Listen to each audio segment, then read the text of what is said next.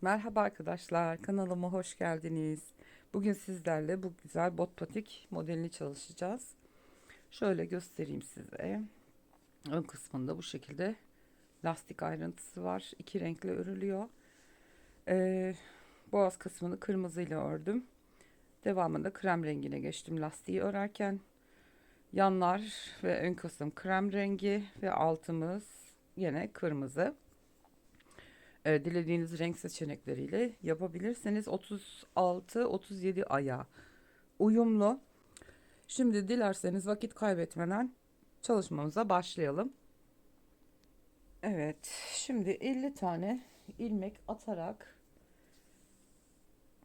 işimize başlayacağız. Şöyle bir miktar ip bırakıyorum. Hani iki şişimize birden ilmek atacağız. İki şişe birden kasmasın diye şu boğaz kısmı.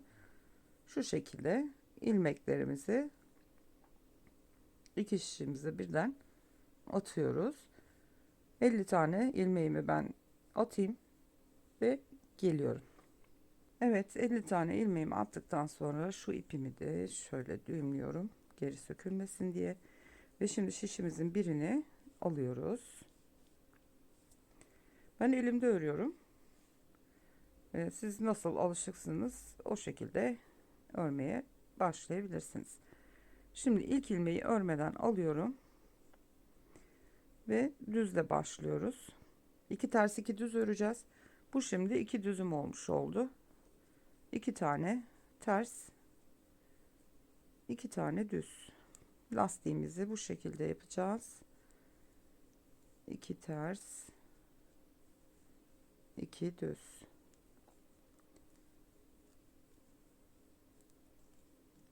Beş sıra kırmızıyla öreceğim. Ters yüzdeyken krem rengine geçeceğim ve krem rengiyle lastiğe devam edeceğiz. Lastiğimizin toplam boyu 6 santim olacak. Ondan sonra yanları ve ön kısmını örmeye geçeceğiz. Santim olarak veriyorum çünkü ip kalınlığı, şiş kalınlığı fark edebiliyor. O yüzden santimle ölçü vereyim, kaç sıraya tekabül ederse ona göre örebilirsiniz ipinizle ve şişinizle. Evet, iki düz iki ters, iki düz iki ters örerek şimdi şöyle göstereyim. 1 2 3 4 5 sıra ördüm. Arka sıradayken e, rengimi değiştireceğim. Şimdi ben 5 sıramı örüp geleyim. Ondan sonra renk geçişini birlikte yaparız. Evet arkadaşlar, ön yüzdeyim. Beşinci sırayı örüyorum. 1 2 3 4, şu anda bu geldiğim beşinci sıra ve ön yüzdeyim. Şimdi sıranın sonuna kadar bitireyim ilmeklerimi. Ve burada şimdi örgünün ters yüzüne geçerken krem rengi ipi bağlayacağım. Şu iki kere sıkıca düğüm atıyorum ve ipi şişe doğru kaydırıyorum. Ve şimdi lastiği krem rengiyle örmeye devam edeceğiz. Bu kırmızı ipi kesebilirim artık çünkü bununla bir işim yok şimdilik. Siz de ters yüzdeyken renginizi değiştirip bu şekilde örgüye devam edebilirsiniz. İlk ilmeği düz alıyorum örmeden ve ikincisini örmeye başlıyorum. 2 ters 2 düz olarak aynen devam ediyoruz. Bundan sonra lastiğinizin eni 6 santim olana kadar krem rengiyle lastiğimizi örmeye devam edelim. Evet arkadaşlar, lastiği bitirdim ben. Şimdi 5 sıra kırmızıyla ve 12 sıra oldu bende. Toplamda bu kısım 6 santim oldu. Şimdi şu yan ilmekleri, şu ortada öreceğimiz şu lastikli kısmı ve diğer yanın ayrımını yapacağız ve ondan sonra örmemize devam edeceğiz. Şimdi ayrımı yapmak için işaretleyici olarak şöyle iplerden yuvarlak halkalar yaptım. Uçlarını düğümledim. Örerken çok daha rahat oluyor bu şekilde. Siz dilerseniz normal işaretleyici de kullanabilirsiniz. Şimdi toplamda 50 ilmeğimiz vardı. 20'sini bir yana, 20'sini bir yana ve ortada 10 tane ilmeğimiz kalacak şekilde ayıracağız. Şimdi düz örgüye geçiyoruz. Haroşayı düz örgü olarak yapacağım. Şimdi 20 tane ilmek öreceğim. Evet, 20 tane düz örgü olarak ilmeğimi ördüm. Şimdi buralarda artış yapacağız. Şimdi 20 ilmekten sonra bir tane ilmek atıyorum ve ilk işaretleyicimi koyuyorum. Devamında 2 tane düz ilmek örüyorum tekrar. Bu iki düz ilmeğimiz sürekli olarak devam edecek örülmeye. Evet, ikinci işaretleyiciden sonra şimdi 2, 4, 6, 8, 10, 12, 14, 16, 18, 20 ilmek de bu tarafta bırakacağız. Ve şu ilk işaretleyiciden diğer baştaki ilk işaretleyiciye kadar bu arada 10 ilmeğimiz var. 2 tanesi lastikte, 2 tanesi de bu tarafta olacak. Arada 6 ilmek olan kısmı arttıracağız.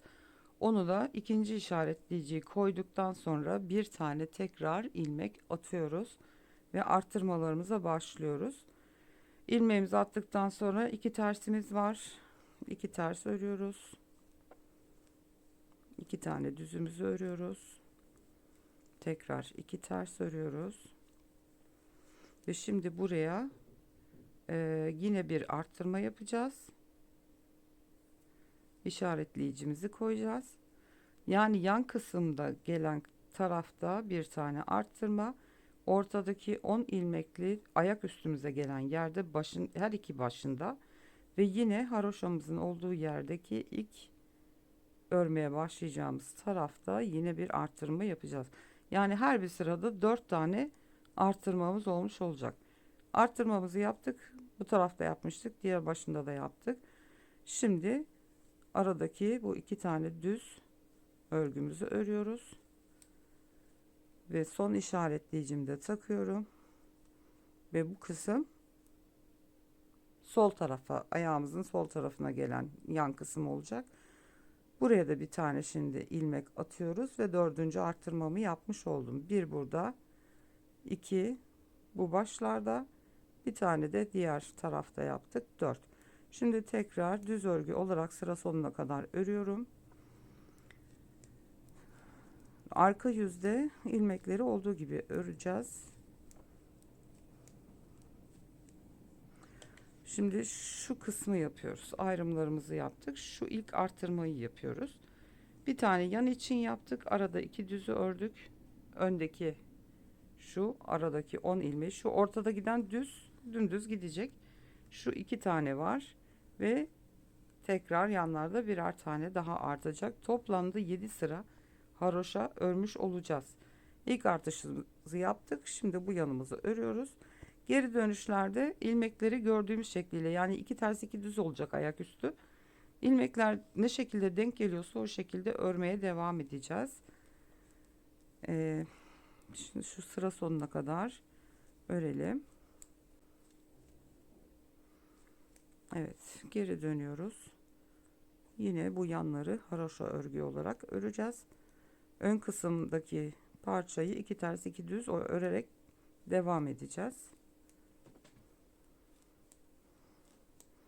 Evet, bu arttırdığımız ilmek, onu da düz olarak örüyorum ve ilk işaretleyicimizi diğer şişe geçiriyorum. Burada 2 tane tersimiz var. 2 tersi örüyoruz. Diğer işaretleyicimi de alıyorum. Şimdi burada 2 tane düzümüz var. 2 ters 2 düz öreceğimize göre bu attığımız ilmeği ters öreceğiz ki lastik örgüsünü oluşturabilelim daha ileriki sıralarda. 2 tane tersimiz geldi. 2 tane düz. 2 düzden sonra bunu ters öreceğiz. Attığımız ilmeği, arttırmayı. İşaretleyiciye geçiriyorum. önde düz olan, arkada ters olarak görünen ilmekleri örüyorum. İşaretleyicimi atlatıyorum ve diğer yandaki haroşalarımı düz olarak örmeye devam ediyorum. Şimdi bu sırayı bitirelim. Ön yüzde artırma ilk işaretleyicinin olduğu yeri kadar ön yüzden de düz örgü olarak örüp gelelim. Evet, ilk haroşa dişimiz oluştu. Evet, işaretleyicime geldim. Yine bir tane artırma yapıyorum bu yan kısım için. İşaretleyicimi atlattım. Diğer şişime 2 tane aradaki düz lastiği örüyorum. Diğer işaretleyicimi de alıyorum ve şimdi burada yine arttırma yapacağız. Bir tane arttırıyorum. Arka sırada bunu ters örmüştük. Ön yüzde düz geldi. Bunu da düz öreceğiz şimdi. Arada 2 tane ters, 2 düz, tekrar 2 ters ve 2 tersten sonra bunu düz örüyoruz ve yine bir tane arttırıyoruz. İşaretleyicimizi aktarıyoruz. Bu 2 taneyi düz örüyoruz. Tekrar işaretleyiciyi aktarıyorum ve yan için yine bir tane ilmek atıyorum ve düz örgü olarak haroşamı örmeye devam ediyorum. Şimdi bunu bitirelim. İlk işaretleyiciye gelene kadar örelim ve gelelim. Evet, işaretleyiciye gelmek üzereyim. Ters sıradayız. Düz örgü olarak haroşalarımı örüyorum. Arttırdığım ilmeği de yine düz olarak ördüm. İşaretleyiciyi alıyorum. 2 tane tersi örüyorum. İşaretleyicimi aldım ve bunları da düzden öncekiler ters olacak. Ters olarak örüyorum. 2 tane düz, 2 tane ters, 2 düz, 2 ters. Arttırdığım ilmeği de ters olarak örüyorum. İşaretleyicimi aldım. Yine 2 tersimiz var burada. İşaretleyiciyi aktardım. İpimi arkaya alıyorum. Arttırdığım ilk ilmekten başlayarak düz örgü olarak haroşamı devam ediyorum. Şimdi diğer işaretleyiciye gidip gelelim. Evet, işaretleyiciye geldim. Yine bu yan için bir tane arttırmamı yapıyorum. İlk işaretleyiciyi alıyorum. 2 tane düzü örüyorum. İşaretleyiciyi alıyorum. Şimdi bu aradaki ilmekler için arttırma yapıyoruz gene. Bir tane ilmek arttırdım. 2 tane düz var. Bu ilk arttırdığımız. Bakın lastik örgüsüydü. Bu araya 2 ters, 2 düz, 2 ters, 2 düz, 2 ters, 2 düz diye gidiyordu. Şimdi bu aralığa bir tane 2 düz yapmış olduk. Şimdi bu 2 düzün arasına tersleri ayarlayacağız. Yani arttırmamız bakın şu şekilde, şöyle şuradan başlıyordu. 2 düz, 2 ters, 2 düz, 2 tersti. Biz aradan şunu çıkartmış olduk fazladan. Bir sonrakinde şimdi 2 ters yapacağız. Tekrar 2 tane düz çıkartacağız. Yani şuradaki toplam şu ilmeği, lastik örgüsünü şu şekilde 5 düz 4 ters ikili ilmek haline getireceğiz. Bu şekilde arttırmalarımız devam edecek. Şimdi ilmeğimi attım. Bir tane, 2 tane düz örüyorum. 2 tane ters. Lastik örgüsü olarak 2 ters 2 düz lastik örgüsü olarak arttırma yapıyoruz bu orta kısımda. O yüzden işte düzse şimdi mesela bunlar, bu araya 2 tane ters gelecek arttıracağımız ilmekler. Şimdi arttırmanın o 2 tersin ilkini atmış oluyoruz. İşaretleyiciyi alıyorum, düzlerle devam ediyorum. Diğerini alıyorum. Yan için yine bir ilmek atıyorum. ve haroşa olarak örmeye devam ediyorum. Şimdi sırayı sona gidip tekrar şu işaretleyiciye kadar örelim ve gelelim.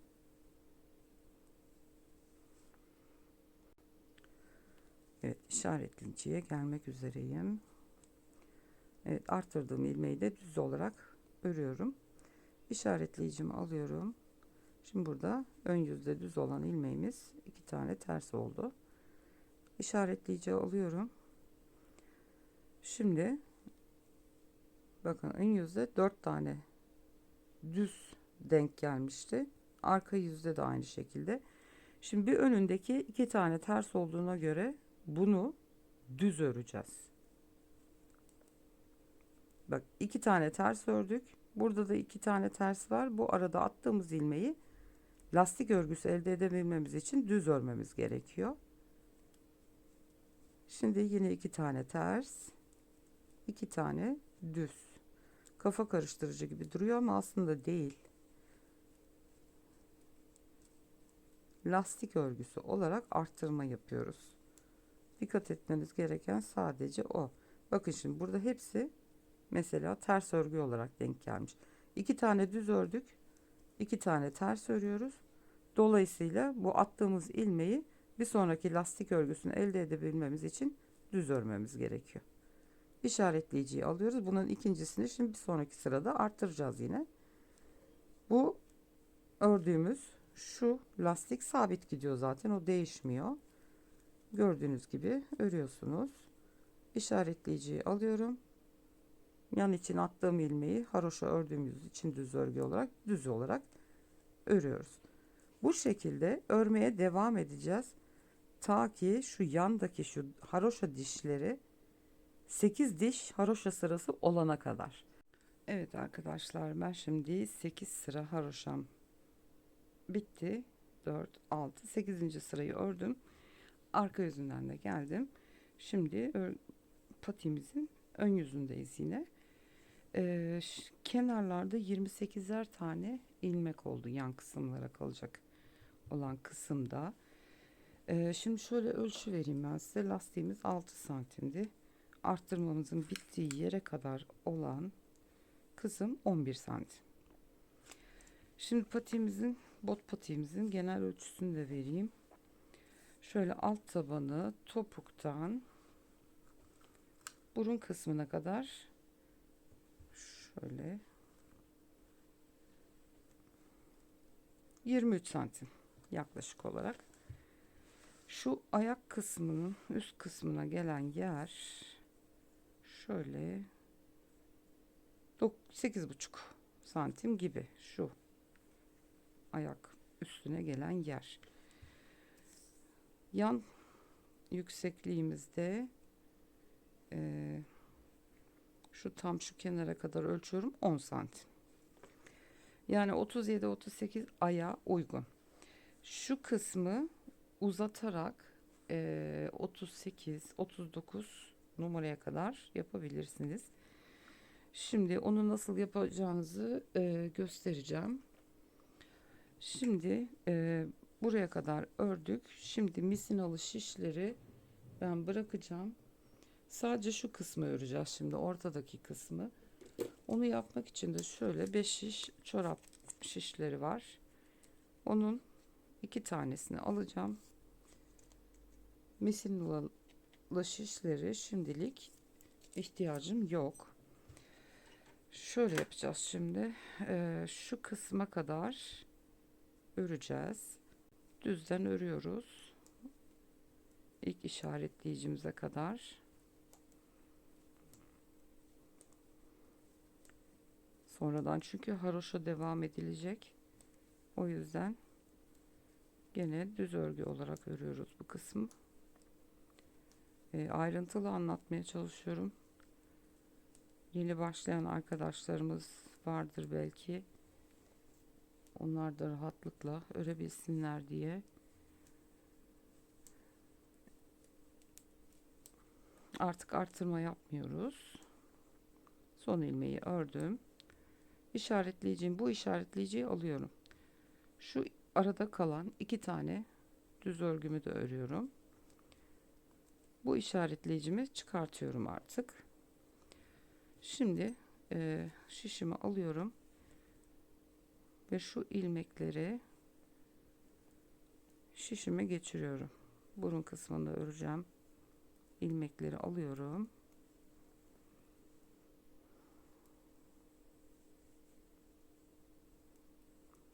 Rahat örebilmek için yapıyoruz bunu. Evet. Bu işaretleyiciyi de çıkartıyorum. Şu iki tane kenardaki lastik, iki düz lastik kalacak. Şuradaki 2, 4, 6, 8, 10, 12, 14, 16, 18, 20, 22 ilmeği öreceğiz. Şimdi bu şişlerimi şöyle toparlıyorum. Misineye kadar çekiyorum. Ve şunları şöyle arka taraftan örgüme saplıyorum. Bunu da aynı şekilde kıvırıp şöyle saplayacağım. Bunlar burada dursunlar.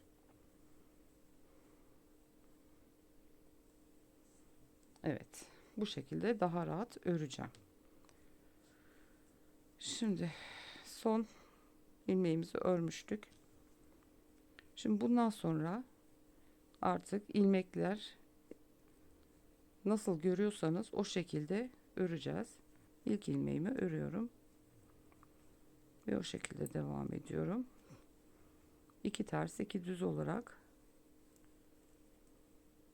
sıramızı öreceğiz. Evet, son ilmeğimi de aldım ve ördüm. Çeviriyorum arkasını. İlk ilmeği örmüyorum. İkincisini örüyorum. Böyle şekilde devam ediyorum.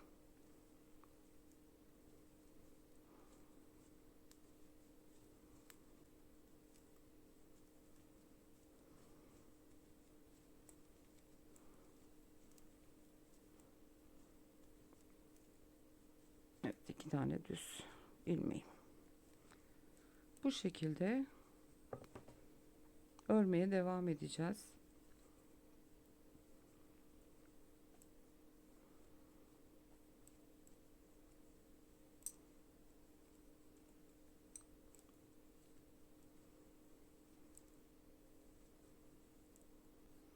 Evet arkadaşlar, örme işi bitti.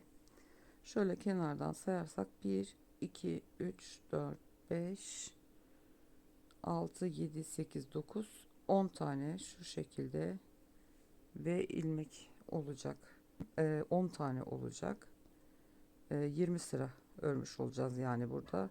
Şimdi burun kısmındaki kesmemizi yapıp yan taraftan ilmek toplamaya başlayacağız. Şimdi burun kesmesini yapmaya başlayacağız. İlk ilmeğimi örmeden alıyorum ve ilmekleri gördüğüm şekliyle 2 tane tersimi örüyorum. Şimdi 2 düz 2 ters 2 düz devam ediyor.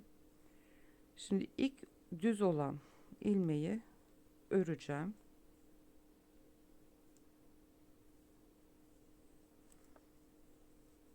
Bunu örüyoruz. Şimdi aradaki şu tersleri eksilteceğiz. O yüzden şimdi ikinci düzü ve tersin ilkini birlikte kesiyoruz ve bir tane eksiltme yapmış olduk.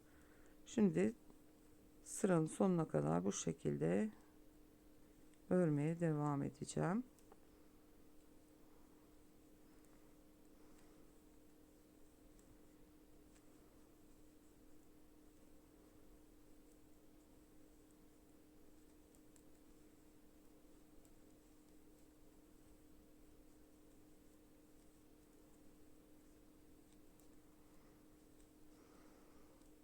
Tersin birini ördüm.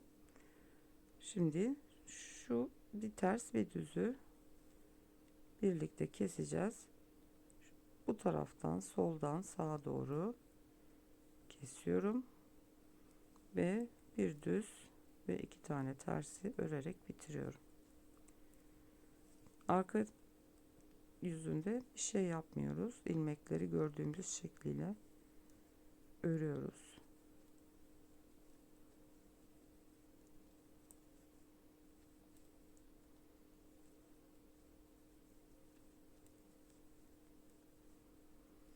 Eğer patiyi büyütmek isterseniz bu yanda oluşan V ilmekleri 10 tane değil 38 39 için yapacaksanız 12 tane 11 tane yapabilirsiniz. Boydan o şekilde uzatabilirsiniz. Tabii yandan çıkaracağınız ilmek sayınız da fazlalaşmış olacak böylece. Ve ayak ölçüsüne göre o şekilde uydurabilirsiniz.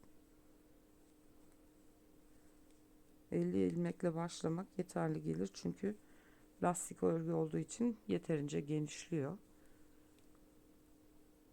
Şimdi tekrar baştaki 2 tane tersi örüyoruz. İlk düzü örüyorum ve şimdi bu düz ve aradaki kalan tek tersi keseceğim. Şimdi sola yatık keseceğimiz için ilmeklerin yönünü değiştirdim ve kesiyorum. Devam ediyorum. Aradaki tersler yok oldu. Düzlerle devam ediyorum. Yine 2 ters 2 düz öreceğiz.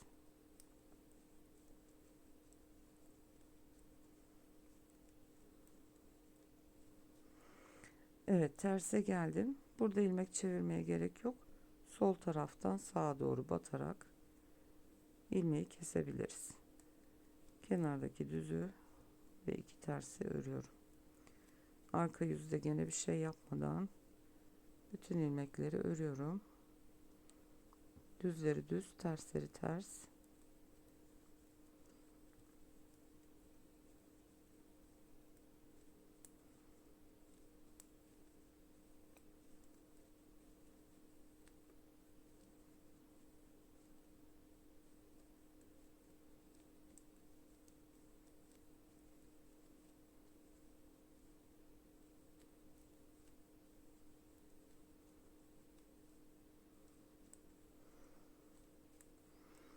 Evet, ön yüze geldik. Kenardaki 2 tersimi örüyorum.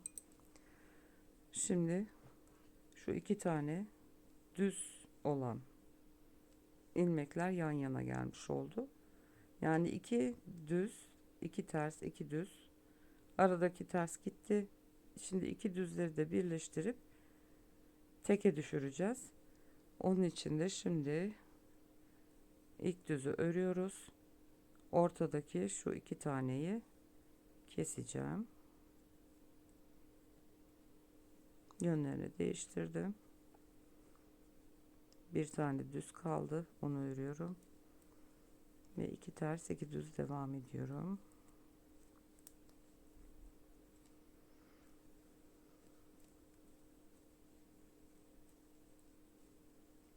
Düzün birini ördüm. Bir tanesi bu kenarda, ortadaki 2 taneyi soldan sağa doğru kesiyorum. Ve kalan ilmekleri örüyorum. Arka yüzde yine bir şey yapmadan ilmekleri örmeye devam ediyorum.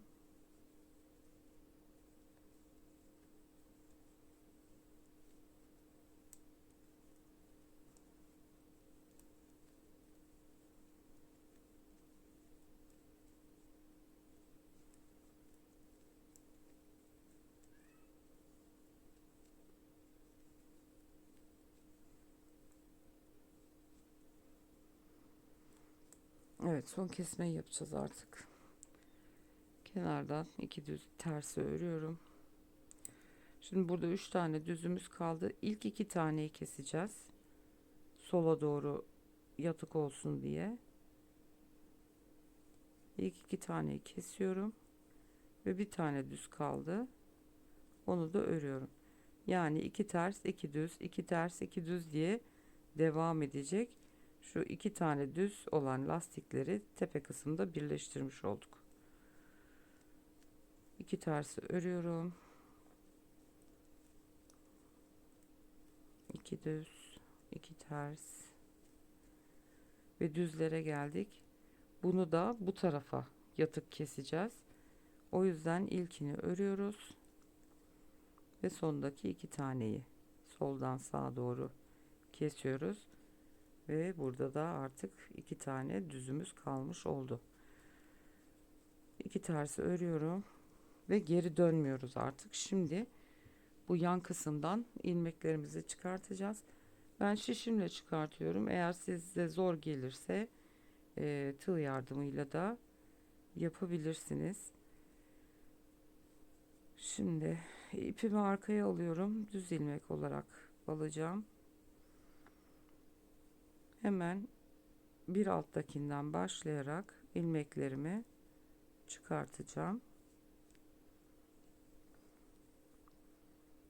Şöyle. Bakın kenardaki şu V ilmeklerden şu ilkini yapmıyoruz. Bir alttan başlayacağız. Şu şekilde batıyorum ve düz örgü örer gibi çıkartıyorum. Bir alttakine devam ediyorum. İlmeğimi çıkartıyorum. Bir altındakinden ilmeğimi çıkartıyorum.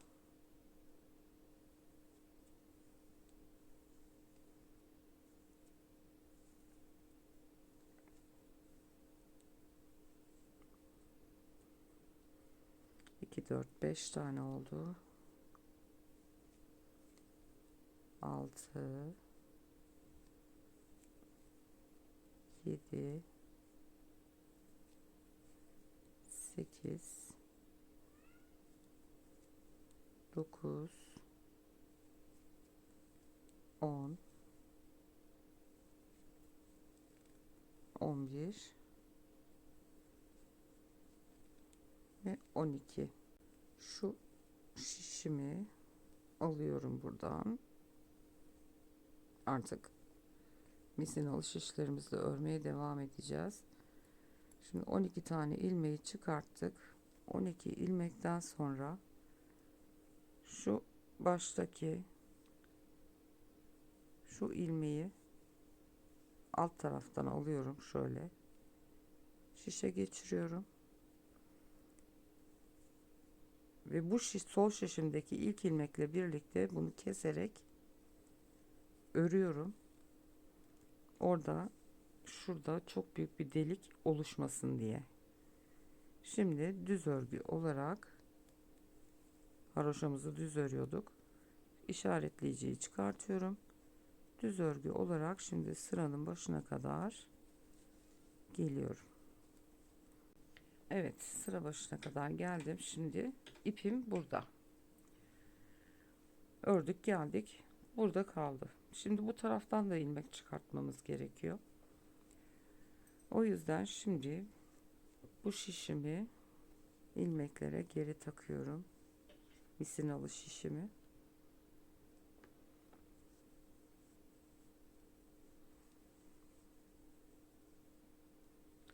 Şimdi burada ilmek bu taraftan da çıkartacağız. Ama burada şöyle yapacağız. Öremeyeceğiz burayı. O yüzden şu gördüğümüz V şeklindeki ilmeklerin arka kanadını alacağız sadece. Arkadan öne doğru. 1 2 3 4 5 6 7 8 9 10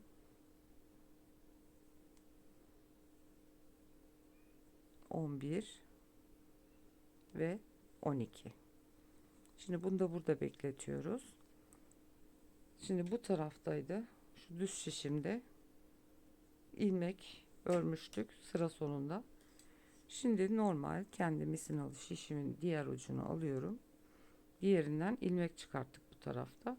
Şimdi normal misinalı şişimi alıyorum ve haroşamızı düz örüyorduk. Örmeye başlıyoruz.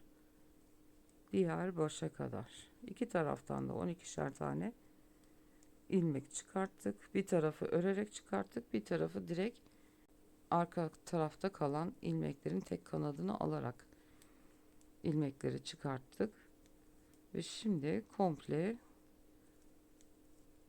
misinalı şişimizle örmeye devam ediyoruz artık. Bu tek şişle işimiz bitti.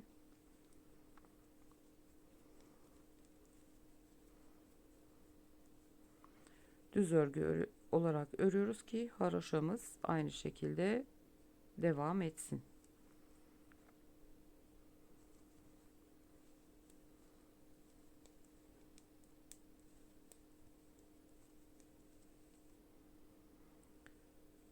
Misinalı şişten ilmekleri kaçırmayayım da.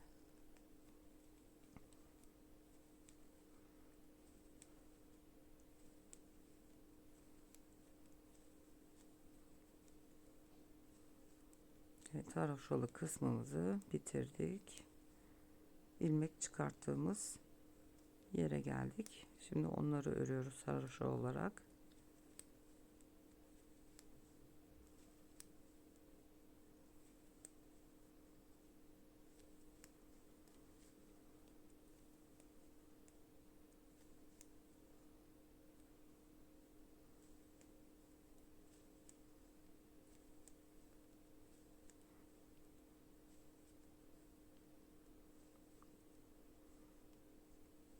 Burun kısmını örüyoruz.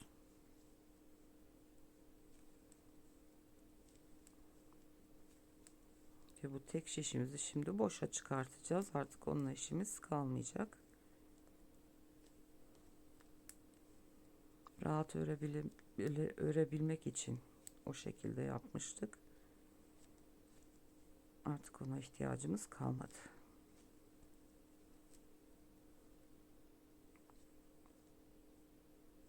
Evet. Şimdi burası örmeden sağ yanda kalan kısım. Buradan ilmek çıkartmıştık örmeden. Şimdi o ilmekleri örüp misinalı şişimizin diğer başına devam edeceğiz.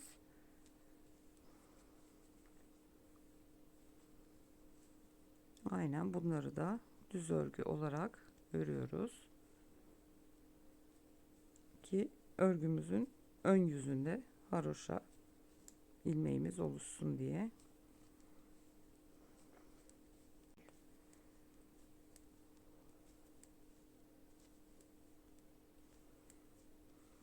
Evet, gördüğünüz gibi yanlarımız ve burun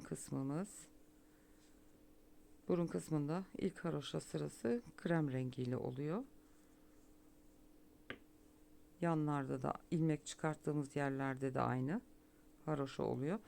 Şimdi krem ipimi keseceğim. Onunla işim bitti ve kırmızı ipimi bağlayacağım.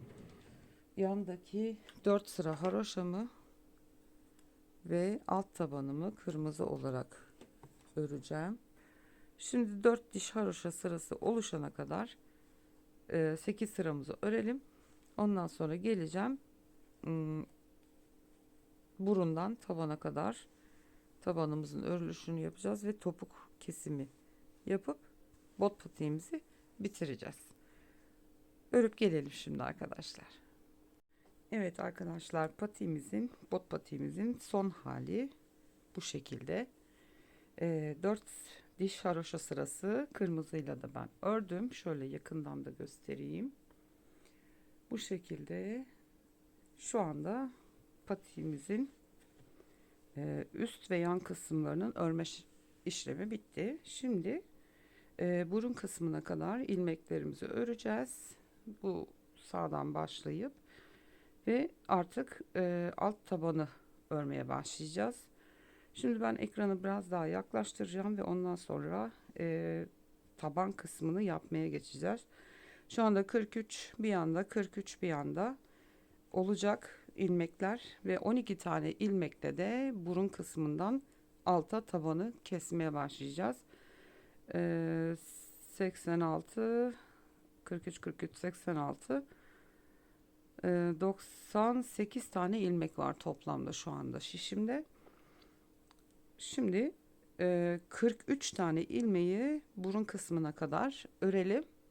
Ondan sonra taban kısmımıza başlayacağız. Evet, şimdi başladım düz örgü olarak.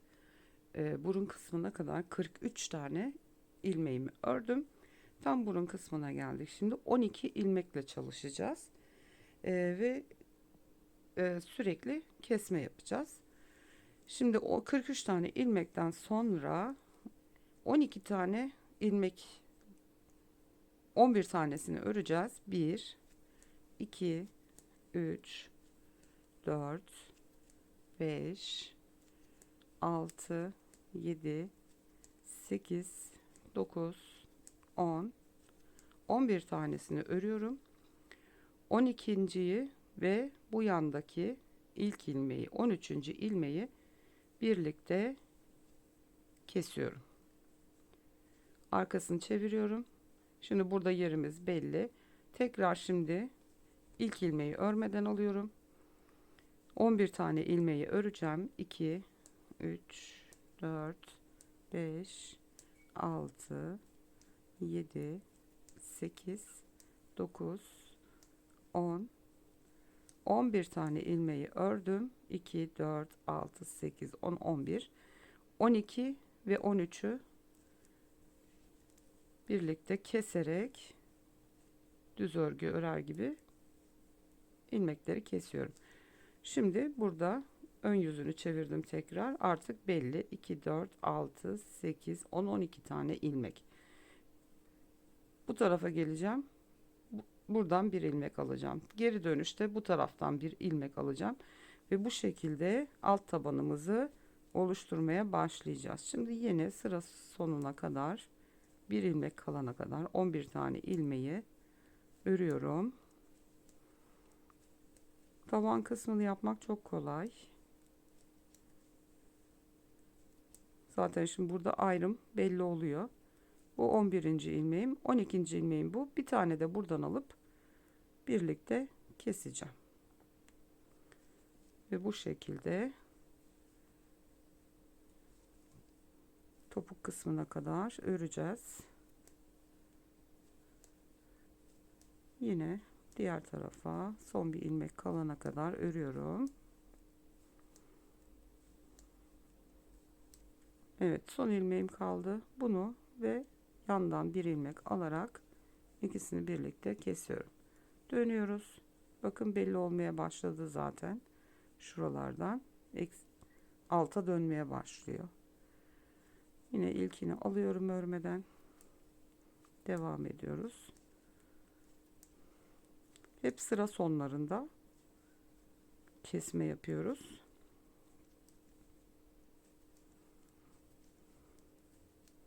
Evet, son ilmek kaldı. Bunu ve yanındakinden alıp kesiyorum. Çeviriyorum. Yine aynı şekilde.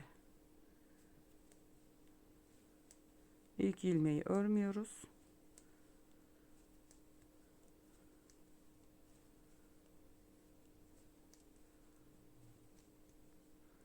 Son ilmeğe geldim. Son ilmeğimi ve yandan bir ilmek alarak kesiyorum. Evet, gördüğünüz gibi bu şekilde alta doğru dönmeye başladı. Kestiğimiz yerlerde şurada belli oluyor zaten. Bu şekilde kese kese şişlerimizin sonunda beşer tane ilmek, sağda da solda da beşer tane ilmek kalana kadar öreceğiz bu şekilde. Ondan sonra topuk kısmımızı yapıp bot patiğimizi bitireceğiz. Şimdi 5 ilmek kalana kadar ilmeklerimizi bu şekilde kese kese alt tabanı örüp gelelim arkadaşlar. Evet arkadaşlar, tabanı ben bitirdim. Şöyle kestim güzelce. Yan ilmeklerden beşer tane kaldı. Ve şimdi bundan sonra topuk kısmını kesmeye başlayacağız. Şimdi topuğu kesmek için sondan 3 ilmek kalana kadar örüyoruz. önce. İlk ilmeği yine örmeden alıyorum ve son 3 ilmek kalana kadar örüyoruz.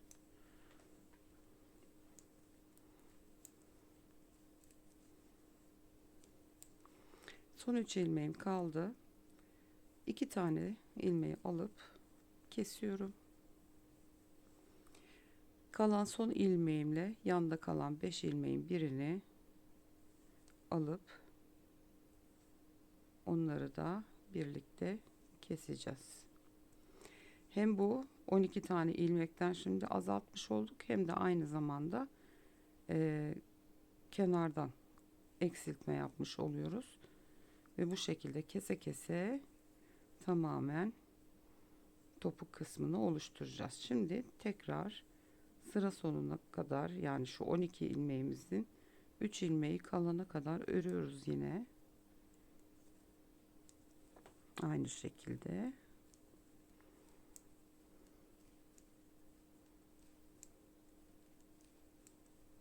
Üç ilmeğim kaldı. Şimdi bu ilk ikisini kesiyoruz. Kalan bir ilmeğimizi de yandaki 5 ilmeğin bir tanesiyle birlikte kesiyoruz. Çeviriyoruz. Yine sıra sonuna kadar, yani şu eksildi artık, 12 ilmek değil. 2, 4, 6, 7, 8, 9, 10 ilmek kaldı. 3 ilmek kalana kadar örüyorum yine.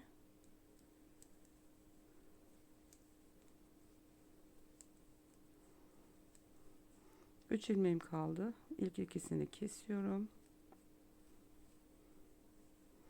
Ve bunu yandaki ilmeklerden bir tane alarak onu da eksiltmiş oluyorum. Hem yan ilmekleri azaltıyoruz, hem de şu taban kısmında olan ilmeklerimizi kapatmış oluyoruz aynı zamanda. Şimdi yine örüyoruz 3 ilmek kalana kadar.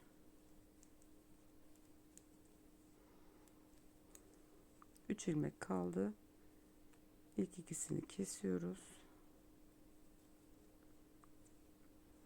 Ve bu kalan bir taneyi yandakiyle birlikte kesiyoruz.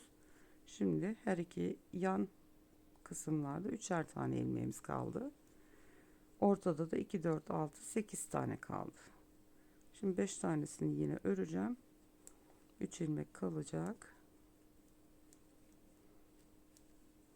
Evet. İkisini, ilk ikiyi kesiyorum. Ve kalan bir taneyi yandaki ilmekle birlikte alıp yan ilmeklerimi de ikiye düşürmüş oldum. Şimdi yine 3 tane ilmek kalana kadar örelim. İkisini kesiyorum. Kalan bir taneyi de yandakiyle kesiyorum ve her iki yanda ikişer tane kaldı. Ortada da 6 ilmeğimiz kalıyor. Çeviriyoruz yine. Topuk kısmını yapmak bu kadar basit. 3 ilmek kaldı. İkisini hemen kesiyoruz.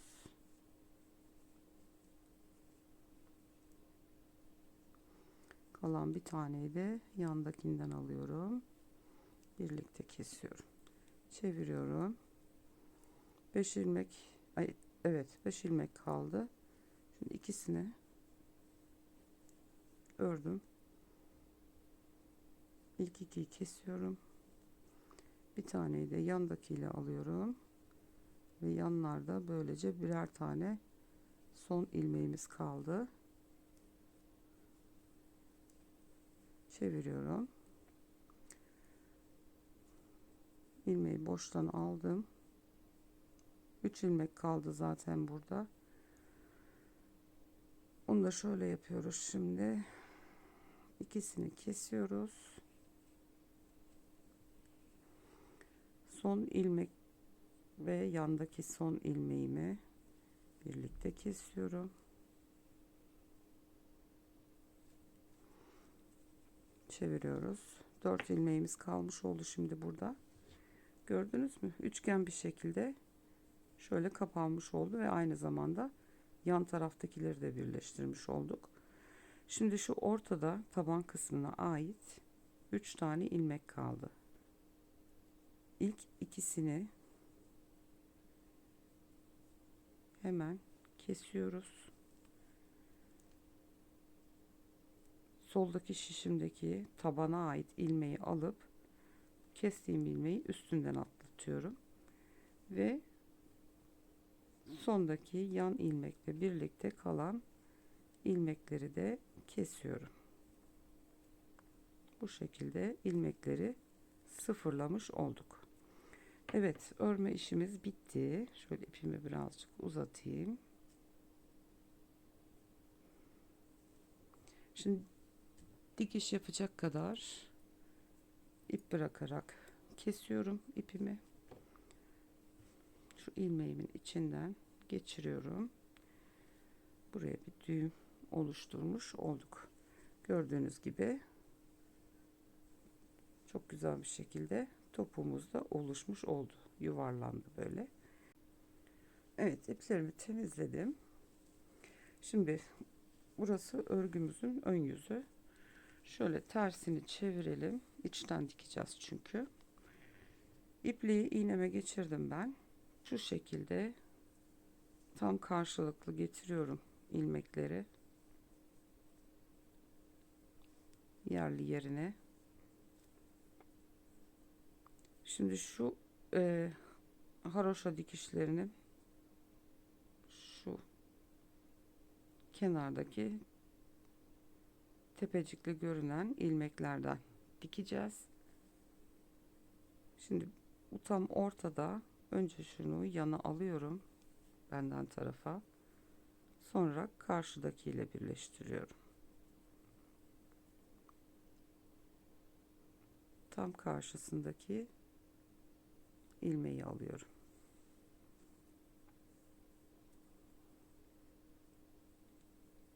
Bir benden taraf. Dakini alıyorum. Tam karşısındakine. Bir benden taraftakini alıyorum.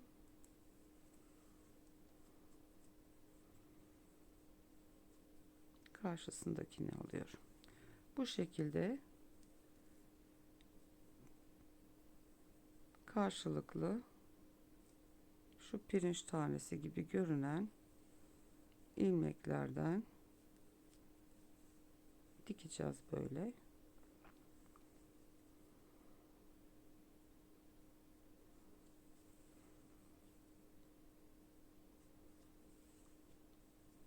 Evet, şimdi krem renginde daha rahat anlayabilirsiniz. Şu benden taraf olan, bu da tam karşı hizasındaki.